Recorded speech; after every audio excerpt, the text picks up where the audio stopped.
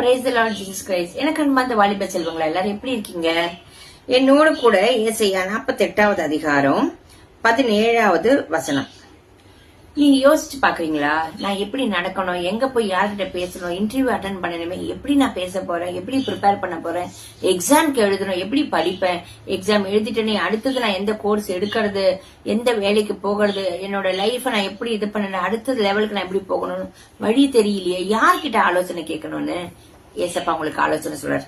என்னோட ஏசாயா அதிகாரம் 48:17வது வசனம். இஸ்ரவேலின் பரிசுத்தராய் இருக்கிற உன் மீட்பரான கர்த்தர் சொல்லுகிறதாவது, பிரயோஜனமா இருக்கிறதை உனக்கு போதித்து நீ நடக்க வேண்டிய வழியிலே உன்னை நடத்துகிற உன் தேவனாகிய கர்த்தர் நானே. உங்களுக்கு என்ன பிரயோஜனமா?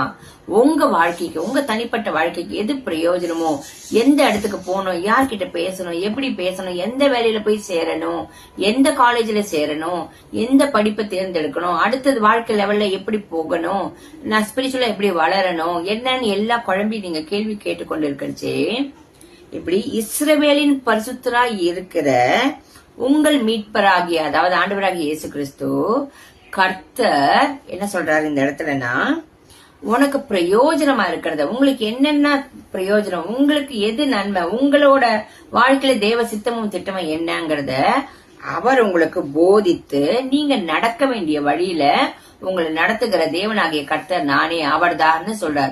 சோ உங்களை மனுஷன் போதிக்க தேவையில்ல, வேற யாரும் உங்களுக்கு தேவையில்ல, ஆண்டவரே உங்களை போதித்து, இயேசு கிறிஸ்துவே உங்களை போதித்து வழி நடத்துவாராம். தேவை நீங்க ஜபத்துல உட்காந்து கேட்டு பாருங்க, ஒவ்வொரு விஷயத்தையும் நிச்சயமா ஏசப்பா உங்களுக்கு கைட் பண்ணுவாரு, உங்களுக்கு பிரயோஜனமானது அவர் சொல்லி தருவாரு. அந்த வழி நீங்க நடக்கச்சே ஆசீர்வாதங்களை பெற்றுக்கொள்வீங்க. ஆமீன். God bless you.